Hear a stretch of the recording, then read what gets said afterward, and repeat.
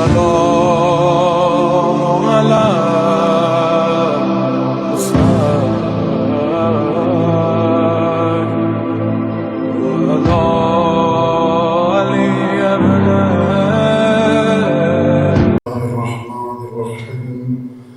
الحمد لله الذي جعل الحمد مفتاحا لذكره وسببا للمزيد من فضله ودليلا على آلائه وعظمته، ثم الصلاة والسلام على عبده وامين وحيه وخاتم رسله سيدنا ومولانا بالقاسم محمد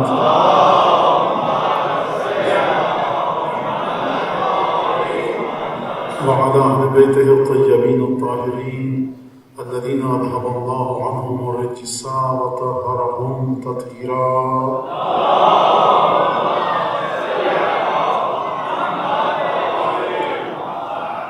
واللعن الدائم على أعدائهم أجمعين. أما بعد، فقد قال الله الحكيم في كتابه المجيد: أعوذ بالله من الشيطان الرجيم وجعلها كلمة باقية في عقبه لعلهم يرجعون. سورہ زخرف کی 28ویں آیت کی تلاوت آپ کے سامنے کل بھی میں نے کی اور آج بھی اسی آیت کی تلاوت کی ہے. ترجمہ اس آیت کا آپ کے سامنے پیش کیا کہ پروردگار عالم فرما رہا ہے کہ ہم نے کلمہ توحید کو، حقیقت توحید کو، کلمہ طیبہ کو حضرت ابراہیم کی نسل میں رکھا. کس صورت میں رکھا، کس انداز سے رکھا؟ کلمہ باقیہ کی صورت میں رکھا، یعنی ہمیشہ باقی رہنے والے کلمے کی صورت میں ہم نے نسل ابراہیم میں کلمہ توحید کو رکھا. لعلہم یرجعون، تاکہ یہ لوگ واپس لوٹ کر آئیں. اگر گفتگو ہو رہی ہے توحید کی اور پھر اس کے بعد لوٹ کر واپس آنے کا ذکر ہے، تو اس کا مطلب یہ ہے کہ جو لوٹ کر کہیں سے بھی آئے، اگر توحید تک آئے تو اس کا مطلب یہ ہے کہ شرک سے توحید تک آئے. اگر کوئی لوٹ کر آئے کلمہ توحید تک، اس کا مطلب ہے کہ نفاق کو چھوڑ کر آئے، شرک کو چھوڑ کر آئے، کفر کو چھوڑ کر آئے. تو یہاں سے کل تک کا نتیجہ آپ کے سامنے میں نے پیش کیا تھا کہ اگر کسی کو حقیقت توحید کی ضرورت ہے، حقیقتاً نفاق سے دوری چاہتا ہے، حقیقتاً کفر سے دور ہونا چاہتا ہے اور حقیقت کلمہ توحید تک پہنچنا چاہتا ہے، تو صرف زبان سے لا الہ الا اللہ کہنا کافی نہیں ہے قرآن کی اس آیت کی روح سے، بلکہ اسے نسل ابراہیم کی حقیقتوں میں چھپے ہوئے کلمہ توحید کو ڈھونڈنا ہوگا. جعلہا کلمۃ باقیۃ فی عقبہ، ہم نے ابراہیم کی نسل میں کلمہ باقیہ کی صورت میں رکھا. اور یہاں سے ایک اور بات سمجھ میں آئی کہ یہ بقا کب تک جائے گی؟ جب تک کہ بشریت کے وجود میں شرک اور نفاق کا شائبہ رہے گا، نسل ابراہیم کو اس وقت تک باقی رہنا ہوگا. لہذا اب اگر آپ سے کہا جاتا ہے کہ توحید کے سلسلے میں اپنے دست سوال کو، دست گداگری کو بھکاری بن کر، فقیر بن کر، احتیاج اور نظر و نیاز کے انداز میں اس ہستی کی جانب دراز کیجئے کہ جو 1100-1200 سال سے پردہ غیبت میں ہے، تاکہ وہ آپ کو توحید دے سکے، تاکہ وہ آپ کو حقیقت کلمہ طیبہ عطا کر سکے، تو اسے شرک نہ کہا کیجئے، کیونکہ خدا فرما رہا ہے کلمہ توحید ہمیشہ باقی رہے گا نسل ابراہیم میں. نسل ابراہیم کو کہاں سے ڈھونڈیں گے؟ بنو امیہ اور بنو عباس کے بادشاہوں کے وجود میں اگر ڈھونڈیں گے تو بڑی سخت ناکامی بھی ہوگی، شرمندگی بھی ہوگی، بہت رسوائی ہو جائے گی. خبردار، بڑی شان و شوکت تھی، بڑے بڑے محل بنائے، بڑی فتوحات کی، لیکن خبردار کلمہ توحید ڈھونڈنا پڑے گا کلمہ بقا کی صورت میں. لہذا کیونکہ پروردگار عالم نے فرمایا لعلہم یرجعون، تاکہ یہ لوٹ کر آئیں، تو مولانا یہ لوٹنے کا عمل کب تک باقی رہے گا؟ جب تک کہ قیامت نہ آ جائے. جب قیامت آ گئی تو لاکھ مشرک ہو، کوئی لاکھ مومن ہو، اب سلسلہ ختم ہو گیا عمل کا، اب جزا کا سلسلہ شروع ہوگا. وہاں پر لوٹ کر آنے کی کوئی گنجائش نہیں رہے گی. لہٰذا جب تک دنیا باقی ہے، ایک نسل ابراہیم سے تعلق رکھنے والے کسی ایسے شخص کو ڈھونڈیے کہ جس کے وجود میں کلمہ توحید ہو. اور یہی بات ہے، یہی فلسفہ ہے وجود حضرت حجت ابن الحسن صاحب العصر والزمان.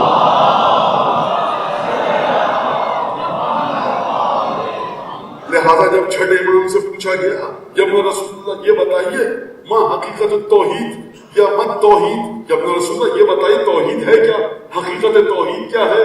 تو چھٹے امام نے جواب دیا یہ معرفت و امام زمانے توحید یہ ہے کہ اپنے زمانے کے امام کی کما حق معرفت حاصل کرو۔ جب رسول اللہ یہ کیا فرما رہے ہیں، یہ کیا جواب دے رہے ہیں؟ یہ شخص سائل راوی صحابی شاگرد آپ سے پوچھنے آیا ہے کہ جب رسول اللہ یہ بتائیے کہ توحید ہے کیا، اور آپ فرما رہے ہیں اپنے زمانے کے امام کی معرفت کو حاصل کرو، تو یہ کیا بات ہوئی؟ راوی کا حق ہے کہ وہ یہ سوال کرے، لیکن جب آپ اس دعا کی طرف آتے ہیں، کون سی دعا؟ دعائے زمان غیبت جو مفاتیح شیخ عباس قمی نے نقل کی ہے یونس بن عبد الرحمن سے، طویل دعا ہے، اس کا ایک چھوٹا سا ٹکڑا ہے آپ سب کو یاد ہے، اور 10 دفعہ ممبر پہ سن چکے مختلف خطباء ذاکرین سے اشارہ کروں گا، آپ سب کو یاد آ جائے گا، کوئی نئی بات نہیں کر۔ اللہم عرفنی نفسک، پروردگار اپنی ذات کی معرفت مجھے عطا فرما۔ فإنک إن لم تعرفنی نفسک، اگر تو نے اپنی ذات کی معرفت مجھے عطا نہ فرمائی تو لم اعرف رسولک، میں تیرے رسول کی معرفت کو حاصل نہ کر پاؤں گا۔ اللہم عرفنی رسولک، پروردگار مجھے اپنے رسول کی معرفت عطا فرما۔ فإنک إن لم تعرفنی رسولک، اگر تو نے مجھے اپنے رسول کی معرفت عطا نہ کی، لم اعرف حجتک، تو میں تیری بنائی ہوئی حجت کو پہچان نہیں پاؤں گا۔ سلسلہ شروع ہوا ہے توحید سے، اور توحید کے بعد آیا رسالت پر، اور رسالت کے بعد آیا حجت خدا کی معرفت پر۔ لیکن آپ نے غور فرمایا، آپ نے دیکھا جملے کی باریکی کو، جملے کی دقت کو، جملے کی گہرائی کو، کہ تینوں مقامات پر یہ نہیں کہا جا رہا پروردگار تو ہٹ جا کنارے میں خود پہچان دوں گا۔ توحید کی شناخت بھی پروردگار تو عطا کرے گا، رسول خدا کی شناخت بھی تو عطا کرے گا، حجت وقت کی شناخت بھی تو عطا کرے گا۔ یعنی توحید سے لے کر رسالت تک، اور رسالت سے لے کر امام وقت کی معرفت تک، تینوں مقامات پر اگر معرفت حاصل کر پائیے گا تو سب کا سب عنایت ربوبی کے صدقے میں ہوگا۔ لہذا پروردگار عالم کی عنایت سے ہٹ کر کچھ نہیں ہو سکتا، لہذا کہا اسی سے توفیق طلب کرو۔ اور جب آخری جملہ آیا فإنک إن لم تعرفنی حجتک، پروردگار اگر تو نے اپنی حجت کی پہچان و شناخت مجھے عطا نہ کی، اب کیا ہوگا؟ خدا اپنی پہچان کروا، نہیں پہچان کروائی، رسول کو نہیں پہچان پاؤں گا۔ پروردگار رسول کی پہچان کروا، اگر رسول کی پہچان نہ کروائی تو میں اپنے امام وقت کو نہیں پہچان پاؤں گا۔ پروردگار امام وقت کی پہچان کروا، کیونکہ اگر تو نے امام وقت کی پہچان نہ کروائی، یہیں پر رک جائیے۔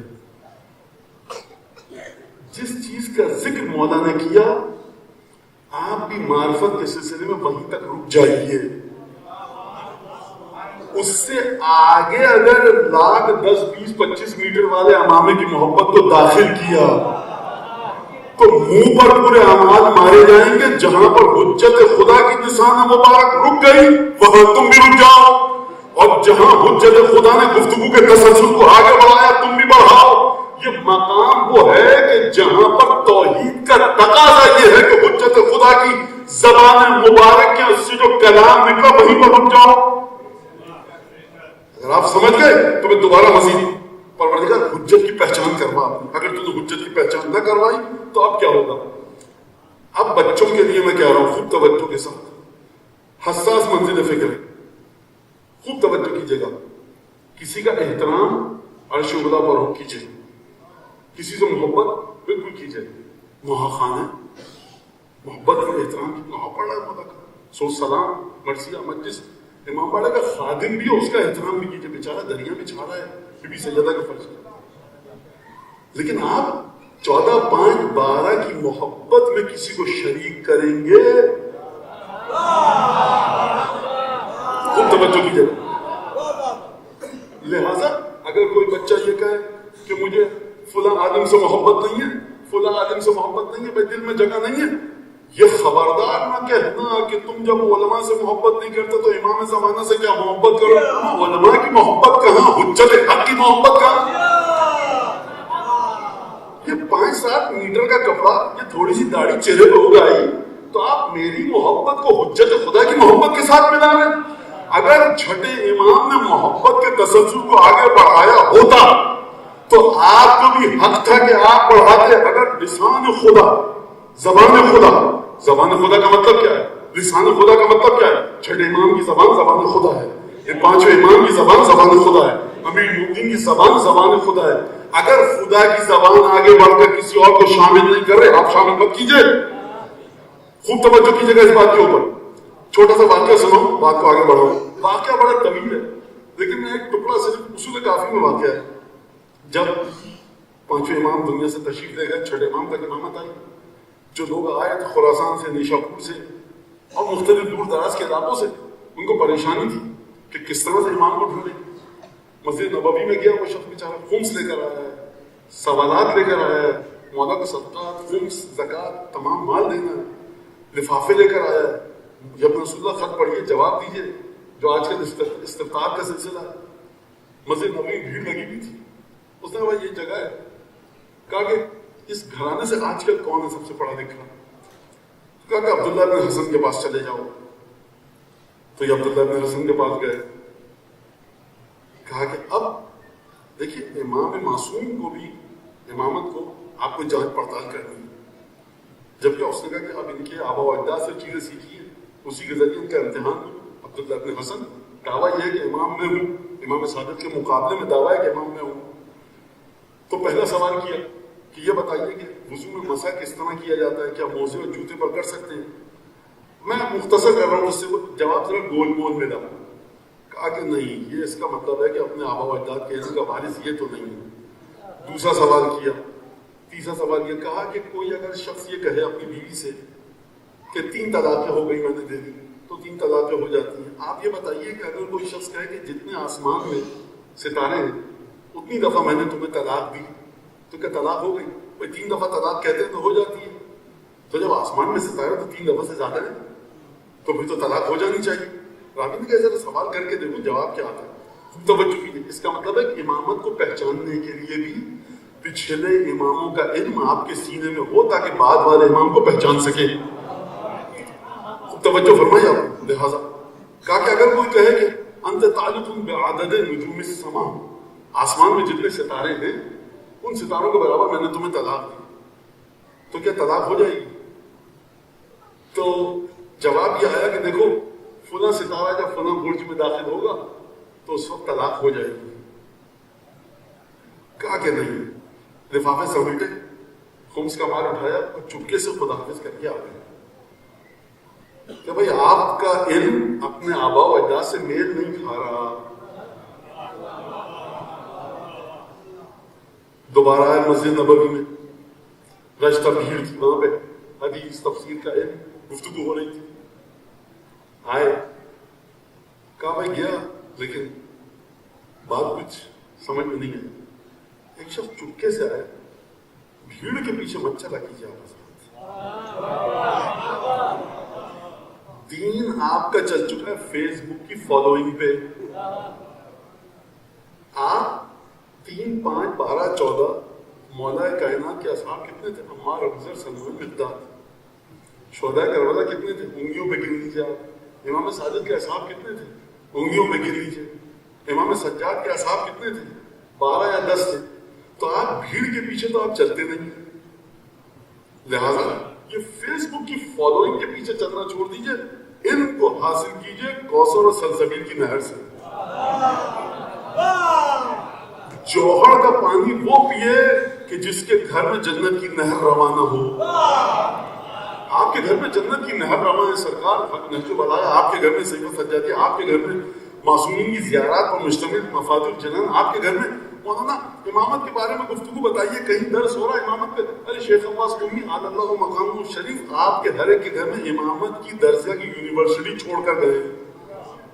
آپ کیا مولویوں سے پوچھتے رہتے امامت امامت امامت؟ خدا نے آپ کو مولویوں کے رحم و کرم پر نہیں چھوڑا امامت سیکھنے کے لیے. یہ میرے علاوہ کوئی اور کہے گا تو 100 دفعہ ڈرے گا بیچارہ، کانپے گا، درسے گا، تب کہے گا کہ میں کہہ سکتا ہوں بابا. تو خدا نے آپ کو مولویوں کے رحم و کرم میں نہیں چھوڑا امامت سیکھنے کے لیے. زیارت عاشورہ پڑھیے، جامع کبیرہ پڑھیے، آل یاسین پڑھیے، دیکھیے کہ امامت پر گفتگو کہاں سے شروع ہوئی، کہاں پر ختم ہوئی. اس چادر کے دونوں کونوں کو جو ختمی مرتبت میں پکڑا تھا اس کے اثرات ابھی تک جوں کے توں باقی ہیں. نہ کسی کو داخل کیجئے نہ کسی کو نکالیے.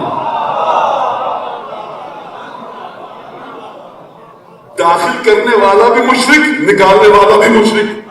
وہ نا مشرک کہاں سے؟ اختیار الہی کے سامنے آ رہا ہے. خدا کے ارادے کے سامنے آ رہا ہے، لہذا مشرک نہ کہا جائے تو کیا کیا جائے؟ بہرحال آئے، بھیڑ لگی ہوئی تھی، اب آئے، یہ آپ نے دیکھا کہ اسی طرح سے آگے نہیں ملا امام، چپکے سے آ کہا کہ دیکھو جعفر ابن محمد نہیں، جعفر صادق محمد باقر کا بیٹا، اب اس کے پاس جا کر دیکھو ذرا۔ کہا یہ کون ہے؟ کہا یہ محمد باقر کا بیٹا ہے، اور جو خاص شاگرد ہیں وہ امام مانتے ہیں۔ چپکے سے کان میں آ کر کہا اس نے، زور سے نہیں کہا، بلند آواز سے گئے، سوالات کیے، امام نے واضح جواب دیے۔ کہ رسول اللہ اگر کوئی آسمان کے ستاروں کے برابر اپنی بیوی کو کہے کہ تمہیں میں نے طلاق دی، انت طالق بعدد نجوم السما، میں نے تمہیں طلاق دی آسمان کے ستاروں کی تعداد کے برابر، کوئی 3 دفعہ طلاق دی طلاق ہو جائے گی، تو یہ جو آسمان کے ستاروں کے برابر طلاق دے دے تو طلاق ہو جائے گی۔ اب امام کا سوال کرنے کا انداز دیکھیے۔ اب 2 جملے مجھے چھٹے امام کے انداز تعلیم و تربیت پر گفتگو کرنے دیجیے۔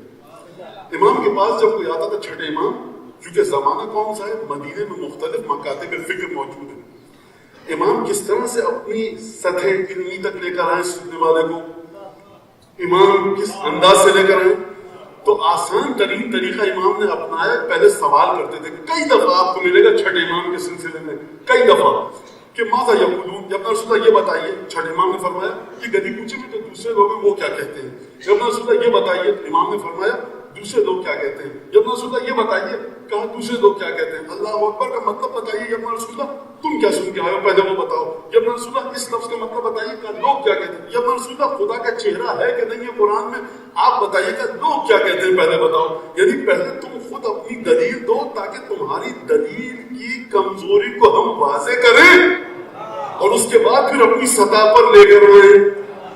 اور امام کس طرح سے باتیں ثابت کرتے تھے، سوال کر کے، اس سوال کا جواب دو، اس سوال کا جواب دو۔ امام سے جب کہا کہ رسول اللہ آسمان کے ستاروں کے برابر طلاق ہوئی کہ نہیں ہوئی، اب امام صادق صاحب اللہ نے فرمایا کہ سورہ طلاق پڑھنی آتی ہے؟ کہا جی، کہا اقرا، پڑھو۔ اس نے سورہ طلاق پڑھنی شروع کی۔ جب طلاق والی آیت آئی، امام نے کہا رک جاؤ، رک گئے۔ انہوں نے کیا کہا تھا، ستارے، فلاں ستارہ فلاں برج میں۔ امام نے کہا اترا ہاؤنا نجوما، آیت طلاق میں ستاروں کا ذکر ہے؟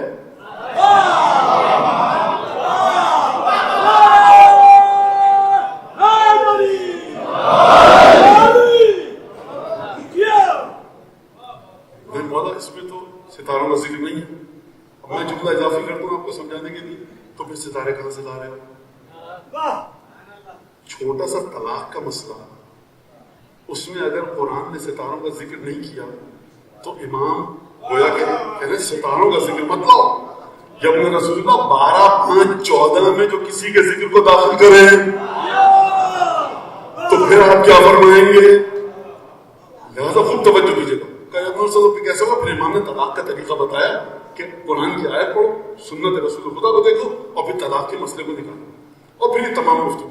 لہذا جب یہاں تک بات آئی، اللہم عرفنی نفسک فإنک إن لم تعرفنی نفسک لم أعرف رسولک، پروردگار اپنے رسول کی پہچان کروا، اگر تو نے رسول کی پہچان نہ کروائی تو میں تیری حجت کو نہیں پہچان پاؤں گا، تیری حجت کو نہیں سمجھ پاؤں گا۔ اب آخری مرحلہ کون سا آیا؟ پروردگار اپنی حجت کی پہچان مجھے کروا، اللہم عرفنی حجتک، پروردگار حجت کی پہچان کروا، کیونکہ اگر تو نے حجت کی پہچان نہ کروائی تو پھر کیا ہوگا؟ تو پھر میں مولانا صاحب کو نہیں پہچان پاؤں گا، پھر میں شنشر مسائل بحر الفضائل کو نہیں پہچان پاؤں گا، پھر میں فلاں علامہ کو نہیں پہچان پاؤں گا، فلاں آیت اللہ کو نہیں پہچان پاؤں گا۔ صادق آل محمد نے قفل لگا دیا معرفت کی تسلسل پہ۔ کہا کہ دیکھو اگر تم یہاں تک آ گئے عرفنی حجتک، پروردگار مجھے اپنی حجت کی پہچان کروا، اگر تم نے مجھے اپنی حجت کی پہچان نہ کروائی تو اب کیا ہوگا؟ غلط عن دینی، پروردگار اپنے دین سے گمراہ ہو جاؤں گا۔ چھٹے امام نے ثابت فرما دیا، دیکھو امام زمانہ کی معرفت کا دوسرا لفظ ہے تمہارا دین۔ تمہارا دین 12:5:14 میں ہے، تمہارا دین شروع ہوا رسول خدا سے، تمہارے دین کا نام ہے علی بن ابی طالب، تمہارے دین کا نام ہے فاطمہ زہرا، تمہارے دین کا نام ہے حسن اور حسین، تمہارے دین کا نام ہے محمد باقر جعفر صادق، تمہارے دین کا نام ہے موسیٰ کاظم، تمہارے دین کا نام ہے علی بن موسیٰ رضا، تمہارے دین کا نام ہے محمد تقی علی النقی حسن عسکری، تمہارے دین کا نام ہے وہ ہستی کہ جو اس وقت پردے غیب میں ہے اور امامت کی بات ڈور کو اپنے ہاتھوں میں سنبھال کر عالم قدس سے انوار کو دے کر تم کو عطا کر رہی ہے.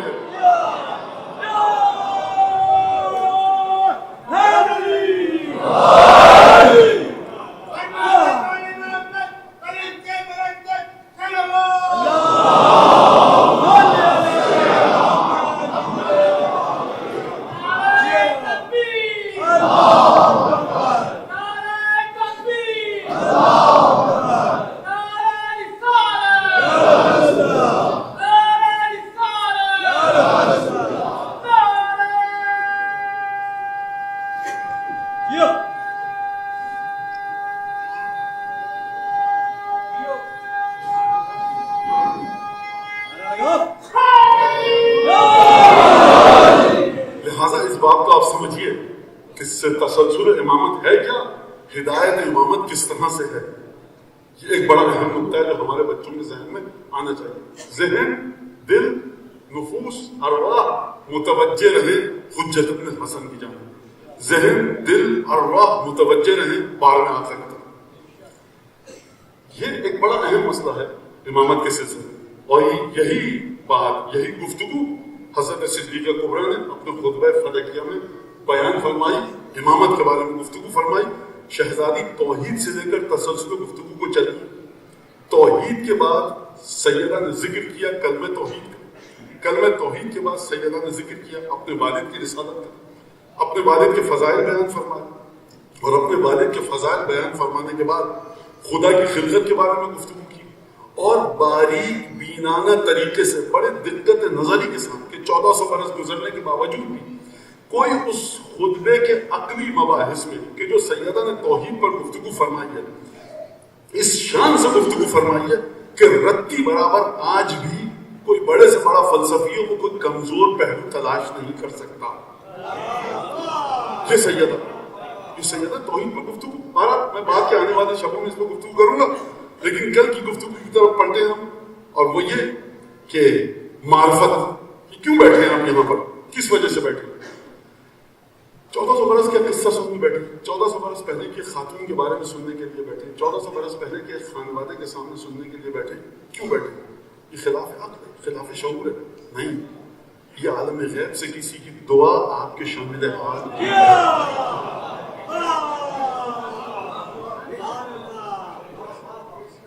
آپ روایت جا کر پڑھیے، روایت جا کر پڑھیے کہ چھٹے امام نے کیا کہا. اور یہ معمولی تحفہ نہیں ہے. یہ جو پہلا تحفہ کیا ملے گا آپ کو روایات کے مطابق؟ جب اذا بلغت النفس الہا ہونا، جب سانس عالم احتضار میں سکرات کے یہاں پر آ کر اٹکے گی، چھٹے امام کا وعدہ ہے کہ سترہ حضور آبائی من دموتک، جب تم آئے گی یہ جو تم نے دنیا میں حق مودت عطا کیا، یہ جو دنیا میں تم نے تبلی اور تبرک کو انجام دیا، اس کا پہلا تحفہ تمہیں موت کے وقت یہ ملے گا کہ تم ہمارے آباء و اجداد کی زیارت کرو گے مرنے سے پہلے. مومن سے یہ نہیں کہا جا رہا کہ آپ حور و قصور کی زیارت کریں گے، کوثر و تسنیم و سلسبیل کی زیارت کریں گے، جنت کی نہریں بہہ رہی ہوں گی. کہا گیا ہمارے آباء و اجداد کی زیارت کرو گے. اس کا مطلب سمجھا آپ کیا ہے؟ اس کا مطلب یہ ہے کہ حقیقی مومن وہ ہے کہ جو جمال نورانی حسن اور حسین کی زیارت کرے، جنت اس کے سامنے ہیچ. یہ چھٹے امام کی حدیث کی تشریح آپ کے سامنے بیان کر رہا ہوں. اور یہ وہ مقام ہے کہ جہاں پر کہا جاتا ہے کہ جس طرح سے فرشازہ پر آنے والا جو مودت رکھتا ہے 5، 12، 14 کے ساتھ، جس طرح سے یہ عالم غیب سے متصل ہوتا ہے، کائنات میں اس طرح سے کوئی ہو ہی نہیں سکتا. یہ جوش خطابت نہیں ہے، یہ جوش خطابت نہیں ہے. حدیث و قرآن اس پر گواہ ہے، حدیث و قرآن اس پر دلالت رکھتے ہیں کہ جس طرح سے متصل ہوتا ہے عالم غیب سے. آپ جب دل میں مودت رکھ کر درود پڑھتے ہیں محمد و آل محمد پر، تو یہ درود جاتا کہاں پر ہے؟ یہ درود کس مقام پر جاتا ہے؟ آل محمد ہے عالم عقبہ میں، فردوس اعلیٰ میں، اس مقام پر پروردگار وہاں بھیج. اثرات کیا آتے ہیں؟ اثرات آتے ہیں خوف خدا، خشیت خدا، اہل بیت سے محبت، دل میں ترحم آتا ہے، نیکیوں کا جذبہ بڑھتا ہے. تو تو سرکار اگر یہ دروز زمین پر رہ جاتا، عالم قدس میں نہ جاتا، تو اثرات آپ کے دل میں نمودار کیسے ہوتے؟ یہ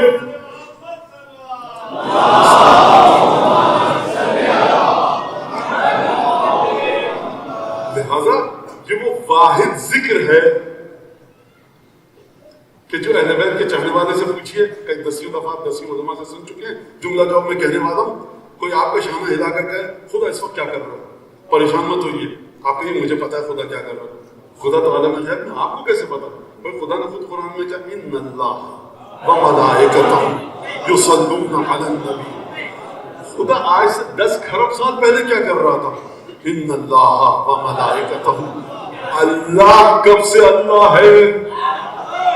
اللہ جب سے اللہ تھا، ہے اور رہے گا، خدا کا ایک کام تو مسلسل ہے، خدا نے فرعون کو ڈبویا، موسیٰ کو نجات دی، خدا نے مریم کی آغوش میں عیسیٰ کو اتارا، خدا نے آدم کو جنت سے نکالا، خدا دوبارہ آدم کو جنت میں لے کر آیا، خدا نے نوح کو طوفان نوح سے نجات دی، خدا یہ کام تمام کر رہا تھا، لیکن ان تمام کاموں کے ساتھ خدا ایک کام اور کر رہا تھا، وہ کہتا ان اللہ وملائکتہ،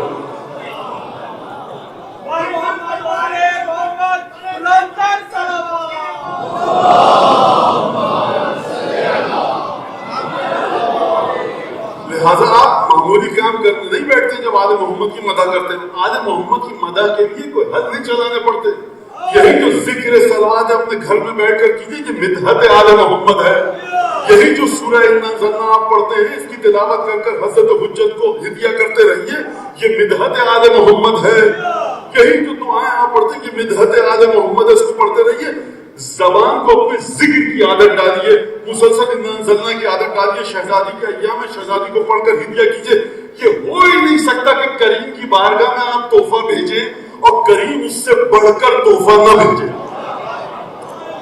یہ کریم کی عنایت ہے۔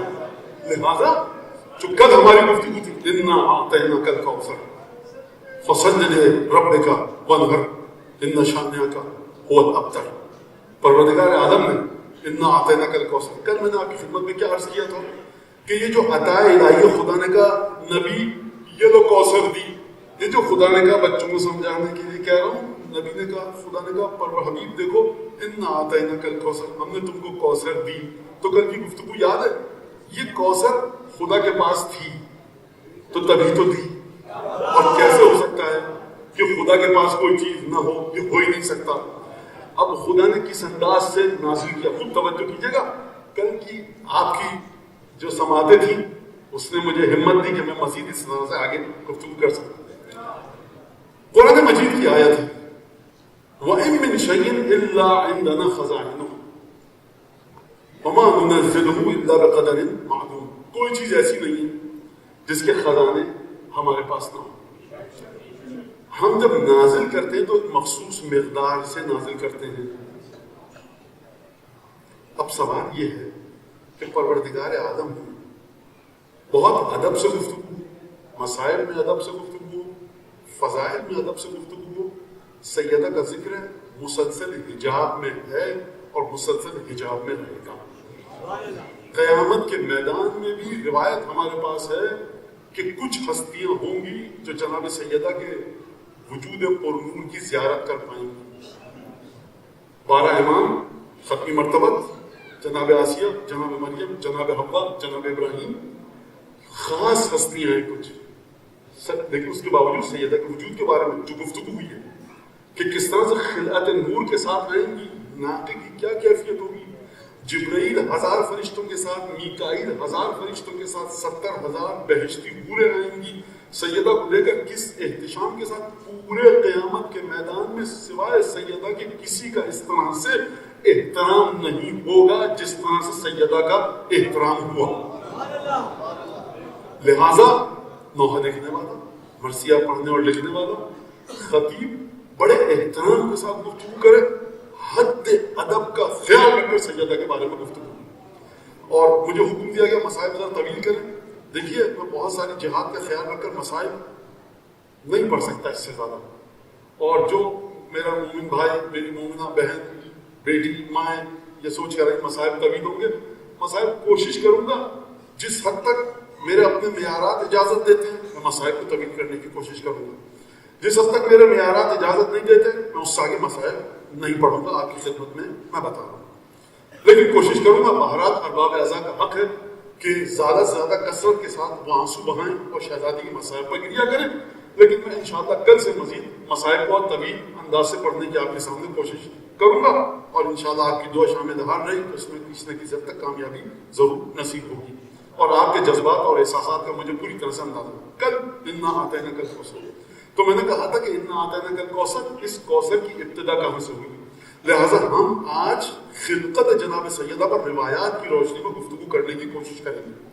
روایت ہمارے پاس شیخ صدوق نے نقل کی عدد الشرائع میں کہ جب جناب سیدہ کے نور کو خلق کیا پروردگار عالم نے اور ملائکہ نے دیکھا خروا ساجدین، تو ملائکہ اوندھے منہ کے بل سجدے میں گر گئے اور خدا سے یہ دریافت کیا کہ الہنا و ربنا ما ھذا النور، اے ہمارے رب، اے ہمارے پروردگار، یہ کیا نور ہے؟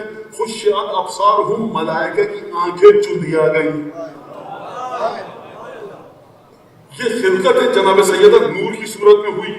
اور اس کے بعد خداوند تبارک و تعالیٰ نے جواب دیا ھذا نور من نوری خلقتہ من عظمتی اسکنتہ سمائی، اے میرے ملائکہ یہ نور میرے وجود کا حصہ ہے، میں نے اپنے نور سے اس نور کو خلق کیا ہے.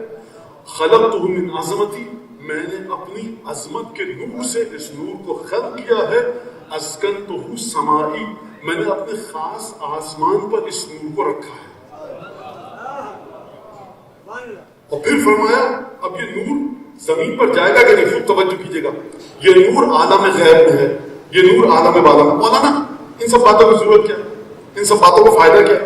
آپ سیدھی طرح سے بتائیے کہ سیدہ کی سیرت بتائیے. بالکل سیدہ کی سیرت بتائی جانی چاہیے، لیکن یہ حدیثیں کیوں آئی؟ سب سے پہلے تو معصومین نے بتائی، اور دوسری وجہ اس کی یہ ہے کہ حد ادب کے مطابق اور معصوم نے بھی گفتگو فرمائی.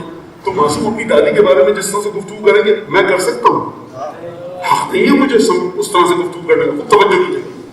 لہذا یہ کیوں پھر حدیثیں بتائی جاتی ہیں؟ اس لیے کہ کل جب آپ جناب سیدہ سے مدد کی درخواست کریں، وہ 2 رکعت نماز جو شہزادی کی بارگاہ میں استغاثہ کی پڑھی جاتی ہے اس نماز کو پڑھیں. جب آپ جناب سیدہ کی بارگاہ میں وسیلہ قرار دیں تو معرفت کے ساتھ قرار دیں. آپ کے ذہن میں سیدہ کی یہ تصویر نہ ہو کہ رسول کی بیٹی تھی، بڑی متقی تھی، بڑی عابدہ تھی، بڑی زاہدہ تھی. ذہن میں عقیدہ یہ ہو کہ یہ وہ نور ہے جس سے مدد مانگ رہا ہوں، یہ خدا کی عظمت سے نکل کر آیا ہے. کائنات جنبش ابرو کی منتظر ہے جناب امیر کے، کائنات جنبش ابرو کی منتظر ہے سیدہ کی اولاد کے، کائنات منتظر ہے سیدہ کی مرضی کے. اگر سیدہ راضی ہو جائے تو خدا راضی ہو جائے گا. اس عنوان سے دعا کیجیے. جب خلق کیا ھذا نور من نوری خلقتہ من عظمتی واسکنتہ سمائی، میں اپنے خاص آسمان پر اس کو مقام دوں گا، گھر دوں گا. اب وَإِن مِّن شَيْءٍ إِلَّا عِندَنَا خَزَائِنُهُ، کوئی چیز ایسی نہیں جس کے خزانے میرے پاس نہ ہو.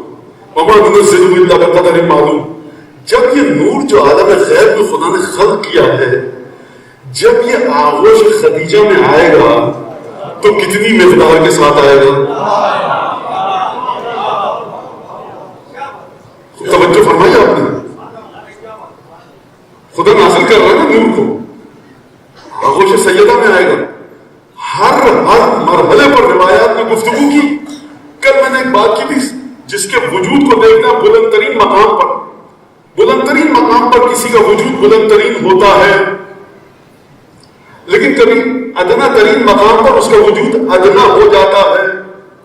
جناب امیر خطبے دے رہے ہیں بڑے فصاحت و بلاغت کے ساتھ، دروازے خیبر اکھاڑ رہے ہیں بڑی بہادری کے ساتھ، مرحبا عمرو بن عبدالود کے سامنے تلوار چلا رہے ہیں بہادری کے ساتھ، شب ہجرت بستر پر آرام فرما رہے ہیں بڑے سکون کے ساتھ. یہ علی بن ابی طالب کی شخصیت کی معراج ہے. لیکن ایک دفعہ مرحلہ وہ آتا ہے جناب امیر کی زندگی میں کہ اب ہر انسان جتنا ہی بہادر کیوں نہ ہو، جتنا ہی فصاحت و بلاغت کا مالک کیوں نہ ہو، جتنا متقی کیوں نہ ہو، جتنی پاکیزہ زبان کیوں نہ ہو، جب سر پہ لگے ضربت اور ٹپکنے لگے خون داڑھی سے، اب زبان اور بہت پک سکتی ہے لیکن سرکار خدا کی زبان، علی کی زبان. اس وقت جب کہ بڑے بڑے سورماؤں کے حواس ختم ہو جاتے ہیں، منہ میں جو آیا کہہ دیا، ارے پکڑو اس مظلوم کو، خبیث کو، مجھے قتل کر دیا، خدا لعنت کرے کافر ہے، یہ نہیں ادا ہو رہا اس زبان سے بلکہ جملہ کیا ادا رہا، بسم اللہ وباللہ وفی سبیل اللہ وعلی ملت رسول اللہ۔ نور کے تسلسل کو دیکھیے، شخصیت کی بلندی کو کٹھن ترین حالات میں دیکھ کر اس شخصیت کی جانچ پڑتال کیجیے۔ اگر بابا نے محراب مسجد کوفہ میں ضربت لگنے کے بعد یہ جملے ارشاد فرمائے، ادھر بیٹے کو دیکھیے میدان جبلگاہ میں گھوڑے سے زمین پر آ رہا ہے، پیاس کا عالم ہے، کرب اور تکلیف میں ہے، لیکن مجال ہے کہ زبان ذکر الہی کے علاوہ کوئی اور گفتگو کر سکے۔ وہاں باپ نے فرمایا بسم اللہ وباللہ وفی سبیل اللہ وعلی ملت رسول اللہ، یہاں بیٹا تشنگی کے عالم میں گھوڑے سے زمین پر آتے ہوئے اعلان کر رہا بسم اللہ وباللہ وفی سبیل اللہ وعلی ملت رسول اللہ۔ یعنی حالات کتنے کٹھن کیوں نہ ہو، آل محمد ہمیشہ اپنی تابندگی پر رہتے ہیں۔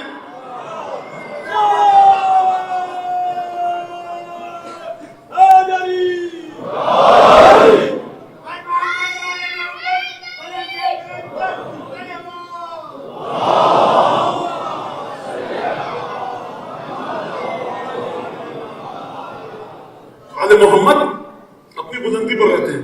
یہ میں نے کیوں بتایا؟ نور کو خدا نے خلق کیا وہاں اس آسمانوں میں۔ اب یہ نور جب نازل ہو کر آغوش خدیجہ میں آئے گا تو کیا اس نور کی تابندگی میں کوئی کمی آئے گی کہ نہیں؟ وہاں پر خیر محض ہے۔ رسول خدا سے پوچھا یا رسول اللہ، فاطمہ خلقت سے پہلے کہاں تھا؟ خدا نے خلق کیا نور فاطمہ کو آدم کی خلقت سے بھی کئی ہزار برس پہلے۔ کہاں پر؟ اپنے عرش پر رکھا، اپنے آسمان پر رکھا۔ جب یا رسول اللہ یہ بتائیے، فما کان غزاؤہا، پوچھنے والا بھی عجیب انسان تھا، کہ خلق اگر کر دیا تو جو بھی مخلوق ہے اس کو غذا کی ضرورت ہے۔ سیدہ کو اگر وہاں خلق کر کے رکھا تو سیدہ کی غذا کیا تھی؟ آپ غذا کھاتے ہیں، کیوں کھاتے ہیں؟ تاکہ نشو و نما ہو سکے۔ بچے کو یہاں ذرا سا روکیے، بچے کو کہا جاتا ہے بیٹا اچھی چیزیں کھاؤ، طاقت آئے گی، پڑھ لکھ سکو گے۔ دیکھو جنک فوڈ مت کھاؤ کیونکہ پڑھ نہیں پاؤ گے، تھک جاؤ گے، خالص چیزیں کھاؤ، ہے نا؟ یہ سب کہتے ہیں کیونکہ بدن کے نشو و نما کے لیے ضرورت ہے۔ اچھا بدن اب 20-25 سال کا ہو گیا، یہ لڑکا یہ لڑکی، اب تو نشو و نما کی ضرورت نہیں ہے، اب کھانا کھانا چھوڑ دیں، نہیں، زندہ رہنا ہے تو کھانا کھاؤ، بیماریوں سے بچنا ہے کھانا کھاؤ۔ یہ جو وجود جس جگہ تک پہنچ چکا ہے نا، اس کو باقی رکھنے کے لیے کھانا کھاؤ۔ تو مخلوق کو کھانے کی ضرورت ہوتی ہے، کبھی نشو و نما کے لیے اور کبھی نشو و نما یافتہ بدن کی بقا کے لیے۔ یہ آپ کی سمجھ میں آئی بات؟ سیدہ عالم قدس میں خلق ہوئی ہے۔ رسول خدا فرمائے میری بیٹی کو عالم قدس میں خلق کیا گیا۔ یا رسول اللہ یہ بتائیے غذا کیا تھی؟ میں پوچھنے والوں سے کہوں کہ یہ کیا عجیب سوال کر رہے ہو، سیدہ جسمانی صورت میں تھوڑی خلق ہوئی ہے، تو پھر غذا کی کیا بات ہے؟ تو رسول خدا شاید یہ جواب دیں، دنیا میں آتے ہو مادے کی بقا کے لیے غذا کی ضرورت ہے، عالم روحانیت میں روحانیت کی بقا کے لیے غذا کی ضرورت ہے۔ تو فرمایا سیدہ کی غذا کیا تھی؟ فرمایا ختمی مرتبہ نے کانا غذاؤہا التسبیح والتقدیس والتحمید والتحمید۔ سیدہ کی غذا عالم قدس میں تھی، تکبیر یعنی اللہ اکبر، تحلیل یعنی لا الہ الا اللہ، تحمید یعنی الحمدللہ، اور تسبیح یعنی سبحان اللہ۔ خود توجہ کیجیے گا، انسان عبادت کرتا ہے اگر تو معرفت کے لیے، پروردگار کو پہچاننا چاہتا ہے یا اس پہچان کے مطابق عبادت کرتا ہے۔ یہ سیدہ اس عالم میں کہ جہاں پر نجاست کا وجود ہی نہیں ہے، نجاست کا تصور ہی نہیں ہے، جو طیب ترین حالت میں، طاہر ترین حالت میں، پاکیزہ ترین حالت میں جس کی غذا یہ ہو، اس کی طہارت کا آپ کیا اندازہ کریں گے؟ خوب توجہ کیجیے گا، مزید آسان کروں بات کو۔ اگر خدا کہتا کہ میں نے اپنے آسمان پر رکھا سیدہ کو نور کی کیفیت میں خلق کر کے، سیدہ کی غذا کیا تھی؟ سیدہ نہ تسبیح کرتی تھی، نہ تقدیس، نہ تحمید، نہ تحمید، کوئی ذکر نہیں تھا۔ تب بھی فضیلت کافی تھی کیونکہ خدا کی عظمت سے خلق ہوئی ہے، لیکن اس کے باوجود پروردگار عالم فرما رہا ہے کہ معرفت سیدہ ذات خدا ہے لا متناہی۔ اس لا متناہی کے سفر کو کما اب تو کون طے کرے گا؟ جو طے کرے گا یا تسبیح کے ذریعے طے کرے گا، یا تقدیس کے ذریعے، یا تحلیل کے ذریعے، یا تحمید کے ذریعے، یہ شہزادی دنیا میں نہیں آئی تھی، کسی نے توحید نہیں سکھائی تھی، کسی نے نماز روزہ نہیں سکھایا تھا. پروردگار عالم نے فرمایا غزائے سیدہ عبادت الہی تھی. پروردگار اس نور کی حقیقت کیا ہے جو وہاں ہونے کے باوجود بھی تیری اس طرح سے معرفت رکھتی تھی کہ اس کے وجود کے لیے جو غزہ تم نے طے کی وہ اپنی عبادت رہ گئی. تو اب آپ کی سمجھ میں آیا وہ جو عالم طہارت ہے، طہارت در طہارت در طہارت در طہارت، ذہن بشر تھک جائے گا، طہارت کی تہیں ختم نہیں ہوگی. تو اب اگر ایسے وجود کو خدا آغوش سیدہ میں نازل کرے، آغوش خدیجہ میں نازل کرے، اور کہ حبیب اتنا عطینا کر کوثر، ہم نے تمہیں خیر کثیر دی، یعنی حبیب جتنی خیر ہے وہ اسی سے ملے گی.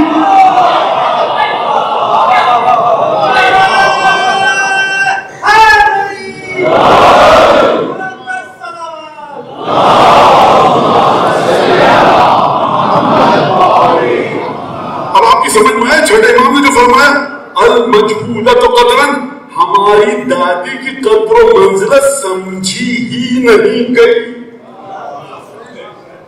یہ ہم سمجھ تو نہیں اپنا رسول اللہ. چھٹے امام کا جواب آئے گا نادان، یہ تم ان الفاظ کو دوہرائے جو ہم نے بتائے ہیں، حقیقت تم کہاں سے سمجھ سکے. اب چلیے اگلا مرحلہ. یہ نور نازل ہوا ایک اور مرحلے پر. کہاں پہ نازل ہوا؟ ختمی مرتبہ کے معراج پہ. جنت دیکھی، جہنم کے عذاب کو دیکھا جس طرح سے لوگ عذاب میں مبتلا ہیں، اور پھر اس کے بعد ایک عجیب واقعہ ہوا. جبریل دے کر گئے، جبریل تم نہیں آؤ گے؟ کہا کہ میں نہیں آ سکتا، یہ مقام آپ کا. لو دنمت انملۃ لاحترقت، اگر انگوش برابر بھی آگے بڑھ جاؤں ختم ہو جاؤں گا، عذاب میں مبتلا ہو جاؤں گا. رسول خدا گئے مقام اول میں، ثم دنا فتدلى فكان قاب قوسين او ادنى. یہ مقام معراج ختم مرتبہ گئے. روایت ہے ہمارے پاس جناب جبریل نے کہا کہ یا محمد لقد وطأت موتا لم يتقبلك على نبي مرسل ولا ملك مقرب. اے حبیب آپ نے اس جگہ پر قدم رکھے ہیں کہ نہ جہاں پہ آج تو کوئی ملک مقرب گیا نہ نبی مرسل گیا. یہ نبی کیسے گئے وہاں تک؟ نبی کے وجود میں خدا نے دیکھا کہ قرآن مجید کی طرف چلیے. سورہ اسراء، قرآن مجید کا سورہ پہلی آیت، سب کو یاد ہوگی آیت، میں بھی پڑھوں. سبحان الذی اسریٰ بعبدہ لیلا من المسجد الحرام الی المسجد الاقصی الذی بارکنا حولہ لنریہ من آیاتنا انہ هو السمیع البصیر. سمیع البصیر ترجمہ سب کو یاد ہے. ایک رات میں کہاں سے کہاں لے کر گئی، ٹکڑا آخری اس کا ترجمہ سنیے. لے کے گئی اپنے حبیب کو تاکہ اپنی کچھ نشانیاں دکھا سکے. نوریہ من آیاتنا، اپنی کچھ نشانیاں دکھا سکے. جب نشانیاں دکھائیں اور اس کے بعد کیا فرمایا ہے کہ انہ هو السمیع البصیر. دیکھو تمہارا جو خدا ہے نا وہ ہر چیز کو اپنی سماعت میں محفوظ کر سکتا ہے اور اس کی نگاہیں ہر چیز کو دیکھ سکتی ہیں. جتنی چھپی ہوئی چیزیں ہو تمہارا خدا ہر چیز کو دیکھ سکتا ہے، اور جتنی آوازیں ہو جن کو تم نہیں سن سکتے ان کو بھی خدا سن سکتا ہے. سمیع البصیر. خوب توجہ کیا آپ نے. اچھا، خدا واقع نور کی بارش و قبر پر صاحب تفسیر المیزان پر عجیب جملہ لکھا. یہاں پر کہا کہ معراج خدا کی طاقت کی تجلی ہے یا خدا کی سماعت کی. خدا کے لیے توجہ کیجیے. خدا کی سماعت اور بصارت کی تجلی ہے یا خدا کی طاقت کی؟ سماعت اور بصارت کی تجلی نہیں ہے، طاقت کی ہے. کوئی بچہ نوجوان کے مانا 10 کلو کی بوری ہے نا، ایک رات میں یہاں سے اٹھا کر وہاں بھیج سکتا ہوں. دیکھیں میری آنکھیں کتنا اچھا دیکھتی ہیں، میرے کان کتنا اچھا سنتے ہیں. لوگ کہیں گے میاں کیا بات کر رہے ہو؟ عجیب عقل کی بات کرو، بازو کی طاقت کی بات کرو. تم نے ایک رات میں 10,000 بوریاں یہاں سے وہاں رکھ دی. طاقت کی بات کرو. یہ اپنی سماعت کی بات کیوں کر رہے ہو؟ یہ اپنی بصارت کی بات کیوں کر رہے ہو؟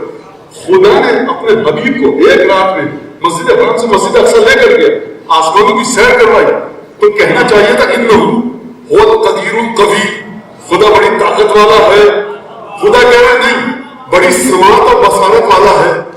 اس کا مطلب ہے خدا نے کچھ سنا، اس کا مطلب ہے خدا نے کچھ دیکھا. فرمایا صاحب المیزان نے کہ خدا نے نبی کے دل میں کسی طرف کو دیکھا، خدا نے نبی کی مناجات کو سنا. مکے کا کوئی انسان نہیں سن پایا، جبریل نہیں سن پائے، اسرائیل میکائیل نہیں سن پائے، عرش اولا کا کوئی فرشتہ نہیں سن پایا. اس مناجات میں اتنا درد تھا، اس مناجات میں اتنی طرف تھی کہ یہ مناجات براہ راست ہم نے سنی. اس دل میں وہ طرف تھی جو ہم نے دیکھی. کہ بھائی حبیب، جو طرف تمہارے دل میں ہم نے دیکھی نا، اور جو مناجات ہم نے تمہاری سنی، تو اب یہ نہیں ہو سکتا کہ ہم جبریل کو تمہارے پاس بھیجیں. اب تم آؤ عالم مادے کو چھوڑ کر عالم طہارت میں.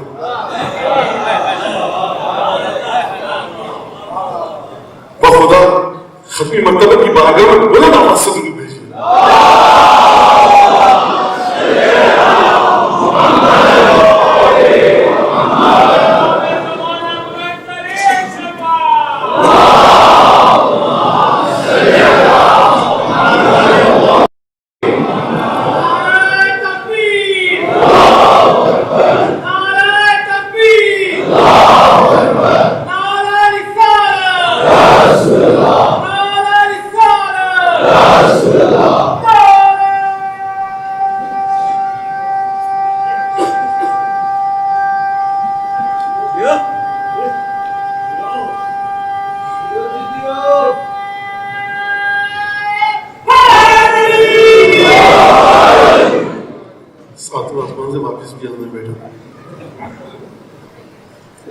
تو خدا کی طاقت کی تجلی، قدرت کی سماعت و بصارت کی میں نے بتا دیا آپ کے سامنے. صاحب المیزان خدا اجر دے ان کو چھوڑ دے گا.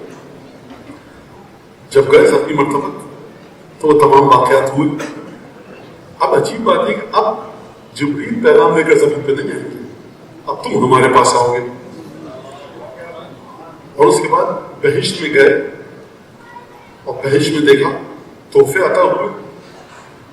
کچھ تحفے عطا ہوئے، اس میں سے ایک نور نکلا. روایت کے الفاظ ہیں ففزعت، نبی کریم چونکے ایک دفعہ ٹھٹک گئے. نور کی شدت ایسی تھی کہ جبریل یہ نور کیسا تھا؟ کہ ھذا النور دل منصورہ، یہ منصورہ کا نور ہے. کہا منصورہ کون؟ کا قیامت میں منصورہ. کہا دنیا میں؟ کہا یہ دنیا میں فاطمہ. خوب توجہ کیجیے گا. اب میں یہاں پہ نتیجہ سمیٹ کر مسائل کی منزل تک آ جاؤں. آج کی تقریر باقی ہے لیکن پھر وہ وقت اضافی ہو جائے گا تو میں نہیں چاہتا. کل سے سلسلے کو جوڑیں گے. تو سرکار اب آپ خوب توجہ کے ساتھ سنیے اور میں ایک شعر سناؤں گا آپ کو اس کے بعد تاکہ بات واضح ہو جائے. تو اس کا مطلب یہ ہے کہ حبیب خدا نے اتنی تڑپ کے ساتھ عبادتیں کی، حبیب خدا نے اتنی تڑپ کے ساتھ دلگداز مناجات کی کہ خدا عبادتوں کی تجلی کو دیکھ کر جب تک عبادت معراج پر نہ ہو مقام معراج مل نہیں سکتا. جب تک ایمان معراج پر نہ ہو عظمت معراج پر نہیں جا سکتی. آپ رگڑ دیجیے اپنے وجود کو. تمام کے تمام مجتہد فقہا سلمان فارسی سے لے کر شیخ طوسی علامہ حجری تک آج کے مراجع اپنے وجود کو فنا کر دیں، رگڑ دیں، مٹی میں ملا دیں. ابو الفضل عباس کی ایک سانس کے برابر نہیں ہو سکتی. یہ کیسے بھائی جب تک ایمان معراج پر نہیں ہوگا. تو مولانا شہزادے نے ابو الفضل عباس نے تو 32 برس عبادت کی تھی، 15 برس کی عمر میں نماز واجب ہوئی تھی، چلیے 10 برس کی عمر میں. تو اس کا مطلب ہے کہ 23 برس کی عبادت ہے. بڑے بڑے فقہا 80 سال 90 سال عبادتیں کر رہے ہیں. کیا کیا کتابیں لکھی سرکار نے. یہ 5ویں امام جانتے ہیں کہ چچا کا ایمان کس مقام پر ہے. ظاہری عبادتوں کے ذریعے اگر توڑو گے تو 8 برس کے محمد تقی بھی سمجھ میں نہیں آئیں گے. ظاہری عبادتوں کے ذریعے اس گھرانے کو مت توڑو، خدا کی عنایتوں کے ذریعے توڑو. اس گھرانے کی عنایتیں ہیں اس طرح کی کہ جب عالم قدس میں سیدہ ہے تو پروردگار اپنے خاص آسمان پہ سکونت دے رہا ہے. اور جب سیدہ عالم بہشت میں تجلی پا رہی ہیں تو حبیب کی عبادتوں کی تجلی کو دیکھ کر بلایا کہ آپ وہاں نہیں دوں گا نور فاطمہ، آسمان کو لینے کے لیے آنا پڑے گا. عبادتیں ایک مرحلے تک پہنچیں گی تب حبیب جائیں گے بہشت میں. معراج کے مقام پر گئے، کہا یہ آخرت میں منصورہ ہے اور دنیا میں فاطمہ ہے. اور اس کے بعد جناب ختمی مرتبت کو وہ جو سیب تحفے میں عطا ہوا تھا خوشبو تھی. ختمی مرتبت کل میں نے پڑھا آپ کے سامنے کہ خوشبو بہشت سیدہ کے وجود سے آتی تھی. اچھا اب یہاں سے ایک آیت کو اور سنیے. مشکل مرحلہ ہے لیکن آسان. آیت مشکل ضرور ہے, بہت توجہ کیجیے گا. قرآن فرمایا الیہ یصعد الکلم الطیب والعمل الصالح یرفعہ. کلمہ طیب خدا کی طرف جاتا ہے. آپ نے کوئی بھی پاک و پاکیزہ کلمہ کہا وہ کہاں جاتا ہے؟ خدا کی طرف. آپ نے کہا لا الہ الا اللہ خدا کی طرف, محمد رسول اللہ خدا کی طرف, علی خدا کی طرف. آپ نے کہا السلام علیکم صاحب رسول زمان خدا کی طرف, السلام علیکم بنت رسول اللہ خدا کی طرف. آپ نے کسی مومن بھائی کو بڑے خلوص سے السلام علیکم سلام بھی کرنا خدا کی طرف. لیکن کتنا جاتا ہے خدا کی طرف؟ پہلے آسمان پہ, دوسرے, تیسرے, چوتھے. فرمایا والعمل الصالح یرفعہ. اور جتنا تمہارا عمل صالح ہوگا یہ کلمہ طیب اتنی بلندی پر جائے گا. جناب زینب اگر خدا اللہ کی تلاوت فرمائیں یہ کہاں جائے گا خدا جانے. ہم اور آپ خدا اللہ کی تلاوت فرمائیں کہیں پہلے دوسرے آسمان پر رک جائے گا. تو مولانا فرق کیوں؟ بی بی نے بھی وہی سورہ پڑھا. عمل صالح کرنا پڑا شیطانی کا. عمل صالح براہ راست عرش سے متصل ہے. بی بی کی خدا اللہ عرش پہ جا کے رکے گی. آپ کا تو نہیں, میرے عمل صالح میری اوقات جیسی ویسا میرا کہاں پہلے آسمان پہ پہنچا صاحب, بہت کرم ہو جائے گا خدا کا. کلمہ طیب خدا تک جاتا ہے اور عمل صالح اس کلمہ طیب کو بلندی عطا کرتا ہے. اب میں آپ سے پوچھتا ہوں کہ معراج اگر اس تاریخ کے مطابق جو نصیب ہوئی ہے 42, 43, 44 سال کی عمر میں, 45 سال کی عمر میں, تو نبی کریم نے جب سے ہوش سنبھالا ظاہری لحاظ سے نبی کریم کی زبان مبارک سے کلمہ طیب کے علاوہ کچھ نکلا؟ یہ کلمہ طیب وہ نہیں ہے جو 15 سال کی عمر میں میرے زبان سے نکلا. یہ 15 سال کی عمر جو رسول خدا فرمائیں گے لا الہ الا اللہ, اس کا اور میرے لا الہ الا اللہ کا کوئی مقابلہ نہیں ہے. توجہ فرمانا ہے آپ کے نہیں فرما رہے. اور اس کے بعد ایک دفعہ نبی کریم نبوت پر فائز ہوئے. اب جو نبی کریم کے اعمال ہوں گے وہ آخری نبی کے اعمال. 14 سال کی عمر میں تھے تو وہی آنی شروع نہیں ہوئی تھی. تو توجہ فرمانا ہے آپ کے نہیں فرما رہے. اب کی جب عبادتوں کی معراج رسالت کے بعد جو عبادتوں کی معراج ہوگی وہ کچھ اور ہوگی. اور عبادتیں کرتے کرتے جب نبی کریم ایک دفعہ اس مقام پر پہنچے, حبیب اب جبرائیل تمہارے پاس نہیں آئیں گے, اب تم ہمارے پاس آؤ. تو یہ عبادتوں کی معراج کی بھی معراج ہے. اور یہ کلمہ طیب والعمل الصالح یرفعہ, اور نبی کا جو عمل صالح ہے وہ نبی کے کلمے کو بلندی عطا کر رہا ہے. اب اگر آپ کو سمجھنا ہے کہ نبی کا کلمہ طیب کیسا تھا, اگر آپ کو سمجھنا ہے کہ نبی کریم کا عمل صالح کیسا تھا, تو جا کر دیکھیے کہ پروردگار نے جب بلایا اپنے پاس تو تحفہ کوثر کا کس طرح سے دیا. لہذا اب آپ کی سمجھ میں آیا کہ جو ختمی مرتبہ کے فرزند اطہر امام صادق نے فرمایا مجہولۃ قدر, ہماری دادی کی قدر و منزلت کو کوئی نہیں سمجھ سکتا. اس کا مطلب کیا ہے؟ اس کا مطلب یہ کہ فاطمہ کو فاطمہ نہ کہو, فاطمہ کو زہرا مت کہو. یہ نام پہچاننے کے لیے حقیقت وجود سیدہ ہے عبادات ختمی مرتبہ کی تجلی. اب آپ سمجھے بھائی, اگر مناجات انہ هو السمیع البصیر, خدا سنتا بھی ہے دیکھتا بھی ہے, تم کو ہم نے اپنے پاس بلایا. سبحان اللہ اسرا بعبدہ, وہ پروردگار جس نے اپنے بندے کو بلایا عالم معراج میں. تو یا رسول اللہ کیا آپ جب 40 برس کے تھے تو خدا کے بندے نہیں تھے؟ جب آپ 33 برس کے تھے تو خدا کے بندے نہیں تھے؟ جواب آیا یہ جو عبودیت جس مرحلے پر ہوئی اس وقت نہیں تھی. عبودیت کمال کے مرحلے پر پہنچے گی تو تحفہ سے جمع جاتا ہوگا. لہذا اب چلیے اس روایت کی طرف, یہ میرا استدلال تھا, اس روایت کی روشنی میں چلیے. پروردگار اعلیٰ نے جب اپنے آسمان کو خلق کیا, پروردگار یہ کس کا نور ہے؟ خروا ساجدین, ملائکہ منہ کے بل زمین میں سجدے میں گر پڑے. کہا کہ دیکھو نور من عظمتی خلقتہ من نوری, اپنے نور سے خلق کیا. اسکنتہ سمائی, میں نے اپنے آسمان پر رکھا ہے. اب یہ دوں گا کس کو؟ اب یہاں سے چھڑے روایت اپنے استدلال کے ساتھ جوڑو, بلکہ اپنے استدلال کو اس روایت کے ساتھ جوڑوں. فرمایا چھٹے امام نے, خدا نے فرمایا ملائکہ سے اجعلہ فی صلب نبی من انبیائی, میں اس نور کو اپنے انبیاء میں سے کسی نبی کے صلب میں رکھوں گا. اب خدا کی مشیت عالم ازل میں دیکھ رہی ہے کہ یہ جو نور میں نے اپنی عنایت سے خلق کیا یہ دوں تو کس کو دوں؟ آدم کو دوں؟ نوح کو دوں؟ عیسیٰ جو ٹھوکر مار کر مردے کو برزخ سے بلا لیں؟ نہیں. پروردگار عیسیٰ ٹھوکر مار رہے ہیں، تیرا بندہ جو موت کے مرحلے پہ پہنچ چکا ہے، جو عیسیٰ جس میں طاقت ہے کہ برزخ سے کھینچ کر روح کو لے آئے زندہ کر دے، وہ عیسیٰ بھی اس لائق نہیں کہ نور فاطمہ صلب عیسوی میں ہے. وَكَلَّمَ اللَّهُ مُوسَىٰ تَكْلِيمًا، خدا نے موسیٰ کے ساتھ گفتگو کی. پروردگار موسیٰ کو دے دے، کہا کہ نہیں موسیٰ، پروردگار تیرے ساتھ گفتگو کی ہے، کہا کہ نہیں دے سکتا. کس کو دوں گا؟ اجعلہ فی صلب نبی من انبیاء، اس نبی کے صلب میں رکھوں گا. کس نبی کے صلب میں؟ افضلہ علی جمیع الانبیاء، اس نبی کے صلب میں رکھوں گا جس نبی کو تمام انبیاء پر فضیلت دوں.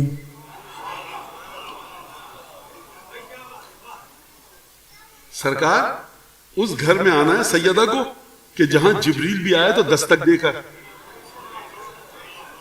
مکے کے ان نجاست زدہ گھروں میں نہیں آنا جس کے کواڑ ہر ایک کے لیے کھل چکے ہوں.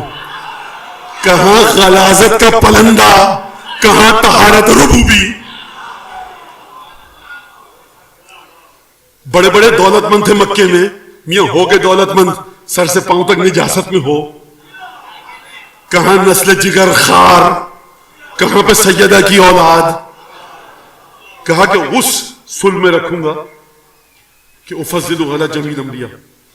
بخدا سانس رک جائے. اب جو روایت کا میں ٹکڑا پڑھنے والا ہوں، اب دیکھیے انا اعطیناک الکوثر کا معنی کیا ہے. وما ننزلہ الا بقدر معلوم، ہم ایک مخصوص مقدار میں اتارتے ہیں. نور سیدہ کس طرح سے نازل ہوا؟ فرمایا چھٹے امام نے کہ خدا فرما رہا اخرج من ذالک النور، اسی نور سے نکالوں گا خلفائی، اپنے جانشین، اپنے خلفاء، اپنے 11 اماموں کو اس نور سے نکالوں گا. یقومون بامری یہدون الی حقی، کہ وہ جو میں اپنے اسی نور سے اپنے خلفاء 11 نکالوں گا نا، پیدا کروں گا، وہ جب میری وحی کا سلسلہ ختم ہو جائے گا تو وہ میرے حق کے سلسلے میں قیام کریں گے اور میرے حق کی جانب لوگوں کو ہدایت کریں گے، اور اس کے بعد یہی میرے جانشین ہوں گے. اس کا مطلب آپ سمجھے، کوثر کا مطلب خیر کثیر، یعنی ایک خیر کثیر کا معنی یہ ہے کہ سیدہ رسول خدا کی وہ روح ہے جو رسول کے دونوں پہلوؤں میں ہے. فرمایا روحی التی بین جنبیہ. خوب توجہ کیجئے گا، بس نتیجہ دے رہا ہوں، دوبارہ دہراؤں گا نہیں. سیدہ فاطمہ میری اس روح کا نام ہے جو میرے دونوں پہلوؤں کے درمیان ہے. کبھی فرمایا فاطمہ میرے قلب کا نام ہے جو میرے دونوں پہلوؤں کے درمیان ہے. اب یہ روح ختمی مرتبت اگر آگے تسلسل کے ساتھ سفر نہ کرے تو محمد باقر خدا کا چہرہ کیسے بنے؟ اگر یہ روح تسلسل کے ساتھ آگے نہ بڑھے تو جعفر صادق خدا کی زبان کیسے بنے؟ اگر یہ روح محمد مصطفیٰ تسلسل کے ساتھ آگے نہ بڑھے تو سلطان العرب والعجم شاہ خراسان خدا کا چہرہ کیسے بنے؟ خدا کو اپنی ذات کی تجلیاں خلق کرنی ہیں، کس نور سے خلق کرے؟ نور فاطمہ سے خدا نے 11 اماموں کو خلق کیا. یہ ہے انا اعطیناک الکوثر کا معنی. یعنی اب آپ سمجھے، اگر فاطمہ نہ ہوتی، حسن کس کی آغوش میں آتے، حسین کس کی آغوش میں آتے، رسول خدا حدیث قصہ میں کس کے سلام کا جواب یہ کہہ کر دیتے وعلیک السلام یا صاحب حوضی، اے بیٹا حسن میرے حوض کوثر کے مالک تجھ پر سلام. یا رسول اللہ حسن نہ ہوتے حوض کوثر پر کون جام پیتا، حوض کوثر تک شفاعت پا کر کون جاتا، حسین نہ ہوتے جنت تقسیم کیسے ہوتی، محمد باقر نہ ہوتے آپ کی حدیثیں کون بتاتا، حجت ابن الحسن نہ ہوتے زمین پر آپ کی حکومت قائم کیسے ہوتی.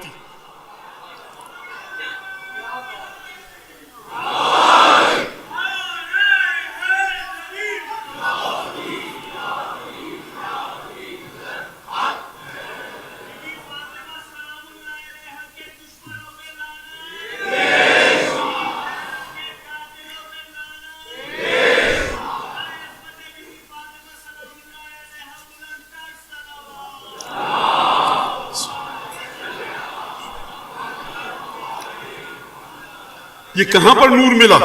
بہشت میں ملا. اب وہ شعر پڑھ دوں. سمیع البصیر، خدا نے مناجات کو سنا رسول خدا کی، خدا نے عبادتوں کو دیکھا. اب یہاں پر سنیے، میں ہمیشہ کئی دفعہ غلطی کر چکا ہوں. کراچی کے اسی ممبر پہ مجھے بتایا گیا تھا، کنور مہندر سنگھ بیدی کا شعر ہے، میں نے نام دیا بیدی صاحب کا. تو مجھے ایک مومن برادر نے، اکثر مجلسوں میں دیکھتا ہوں، شاید یہاں پر بھی ہوں، ان کا مولانا یہ آپ نے غلط کہا، یہ ہمارے کراچی کے ایک بڑے محترم شاعر ہیں، میں نہیں جانتا. اور میں نے کئی دفعہ ممبر سے کہا، کیونکہ جتنی دفعہ غلطی کرے اسی کے حساب سے انسان کو اپنی غلطی کا ازالہ کرنا چاہیے. تو کوثر نقوی صاحب کا شعر ہے جو مجھے اس برادر مومن نے بتایا. تو اب اس شعر کو سمجھ پائیں گے آپ. اے جبین مصطفیٰ یہ تو بتا، اے جبین مصطفیٰ یہ تو بتا، کتنے سجدوں کا صلہ ہے فاطمہ.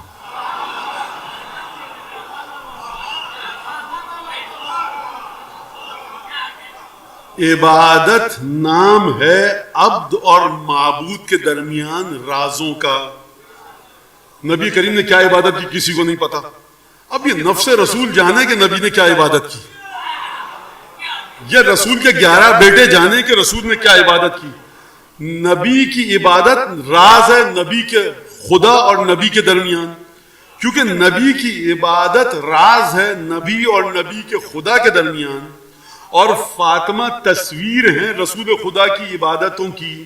تو اگر نبی کی عبادتوں کی گہرائی کو آپ سمجھ پاتے تو سیدہ کی فضیلتوں کو کما حق ہو سمجھ پاتے. جب نبی کی عبادتوں کی حقیقت کو آپ سمجھ نہیں سکتے تو سیدہ جو تصویر عبودیت مصطفیٰ ہے آپ سیدہ کو بھی نہیں سمجھ سکتے. لہذا فرمایا المجہولۃ قدرا، ہماری دادی فاطمہ زہرا کو سمجھا ہی نہیں گیا اور نہ سمجھا جا سکتا. لہذا سیدہ صاحب اعضا حضرت حجت امام عصر ہیں، صاحب اعضا امیر المومنین ہیں.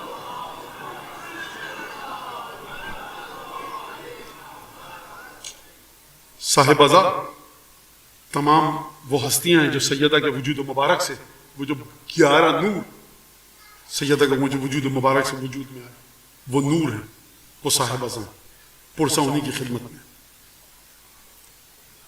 3 راتیں علماء نے لکھا کہ خانوادہ نبوت پر بڑی کٹھن گزری. ایک رات وہ جب ختمی مرتبہ دنیا سے تشریف لے گئے، روایت کے الفاظ شیخ کولانی نے لکھا ہے بات علی محمد اطول لیلۃ، سب سے طویل ترین رات وہ تھی جب رسول خدا دنیا سے گئے، کیونکہ مسلسل زینب کبریٰ، حسن حسین، سیدہ اس دہشت میں مبتلا تھے کہ کہیں مدینے کے منافقین ہمارے گھر پر حملہ نہ کر دیں. اس خوف کے عالم میں آل محمد نے رات گزاری. دوسری رات وہ ہے کہ جلے ہوئے خیموں کے پاس بیویوں نے بیٹھ کر گزاری. آپ بتائیے کل تک ایک دفعہ بیویوں کا دل گھبراتا ہے، بھیا دل گھبرا رہا ہے، بہن گھبراؤ مت، عباس موجود ہے خیمے کا پہرا دے، بہن گھبراؤ مت، علی اکبر موجود ہے، پھوپھی اماں بتائیے کیا حکم ہے. شہزادیوں کے دل مضبوط ہیں. کٹھن ترین رات شب عاشور ہے لیکن شہزادیاں دل گھبراتا ہے، فوراً شہزادے دوڑ کر آتے ہیں. فاطمہ کی بیٹی کو کیا غم ہے، کیا تکلیف ہے، بتائیے پھوپھی اماں، بہن بتائیے کیا مسئلہ ہے. ایک دفعہ زینب 18 بھائی موجود ہیں کربلا میں، دیکھ لیں دل کو سکون ہے. لیکن جلے ہوئے خیموں کے پاس بیٹھ کر کوئی مرد نہیں ہے. یہ دوسری وہ کٹھن ترین رات ہے کہ جو شہزادیوں نے بسر کی. لیکن میں ایک جملہ کہوں، یہ جو رات بسر کی ہے اس کا پتہ ہے بقیہ راتوں سے فرق کیا ہے. بقیہ راتوں میں مرد ہوتے تھے لیکن یہ وہ رات ہے کہ جس میں کوئی مرد نہیں تھا. بیویوں کا دل دہل. تیسری رات جانتے ہیں کون سی ہے؟ کہ جب رسول خدا دنیا سے چلے گئے، اور تیسری رات کہ جب سیدہ دنیا سے گئی. 28 صفر کو رسول خدا دنیا سے گئے. دفن کیسے ہوا، جسد مطہر، نماز کیسے پڑھائی گئی، دفن میں کتنے لوگ شریک تھے، سیدہ تک جب خبر گئی تدفین رسول خدا کی، سیدہ کے دل پہ کس طرح سے چھریاں چل گئیں، یہ خود اپنے مقام پر ایک تکلیف دہ مسائل ہے. وہ رسول جو رحمت للعالمین ہے اس کے جنازے میں سوائے علی مرتضیٰ کے کوئی نہیں. مظلومیت کے ساتھ رسول کا جنازہ فرش پر موجود ہے. آپ جانتے ہیں دہلیز سیدہ کا تعارف کیا ہے؟ دہلیز سیدہ، آپ کہیں گے مولانا دہلیز سیدہ نہیں. چھٹے امام نے ایک شخص کو نماز پڑھتے دیکھا. کہا تم یہاں کیوں نماز پڑھ رہے ہو مسجد نبوی میں؟ کہا جب میں رسول اللہ بس جی چاہا یا مصلی بچھا کے نماز پڑھنے لگا. کہا جانتے ہو یہ کون سی جگہ ہے؟ کہا کہ نہیں. کہا یہ دہلیز سیدہ ہے. کہا کہ اس جگہ کی فضیلت بتاؤں کیا ہے؟ کہا بتائیے. کہا اس دہلیز پر ہمارے نانا نماز تہجد پڑھا کرتے تھے. مجھے بتائیے آپ کہ جس دہلیز پر رسول خدا نماز تہجد ادا کریں، کیا اس چوکھٹ کا یہ حق تھا کہ اس چوکھٹ کے دروازے کو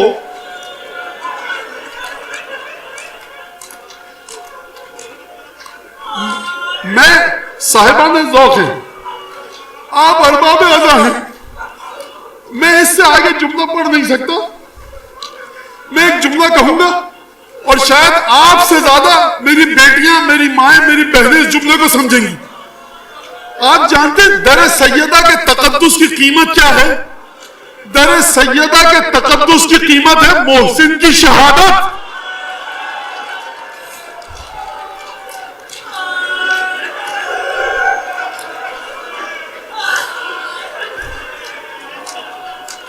جب 28 صفر آئی، رسول خدا کو سپرد خاک کیا گیا. اب شہزادی ایک دفعہ اپنے مقام سے بلند ہوئی. نماز تہجد کی جب تیاری کی، شیخ عباس قمی نے جملہ لکھا ہے حدیث میں اپنی بیت الاحزان میں کہ اذا جن علیہ اللیل، جب رات کی تاریکی چھائی، کانت تستوحش فی ظلمت اللیل. ایک دفعہ رات کی تاریکی جب چھائی نا مدینہ میں، سیدہ اپنے حجرے میں، سیدہ کے دل کو ایک گھبراہٹ شروع ہوئی. شیخ عباس قمی نے لکھا جانتے ہو کیوں گھبرائی سیدہ؟ کیونکہ ہمیشہ دروازے پر رسول کا مصلی ہوتا تھا، دروازے کے اس طرف رسول خدا دعائیں پڑھ رہے ہوتے تھے. سیدہ اپنے بیت الشرف میں محراب عبادت میں تہجد پڑھ رہی ہوتی تھی. فاطمہ کے کانوں میں رسول کی مناجات کی آواز آتی تھی. فاطمہ کے دل کو بڑا سکون ملتا تھا. شیخ عباس قمی فرماتے ہیں لیکن 29 صفر کو جب سیدہ بیدار ہو کر اٹھی، ایک دفعہ محراب عبادت میں جانا چاہتی ہے، بابا کی مناجات کی آواز نہ آئی. ایک دفعہ سیدہ کا دل گھبرانے لگا. غم کا مداوع کس طرح سے ہو؟ ایک دفعہ حسن حسین کو مخاطب کر کے فرمایا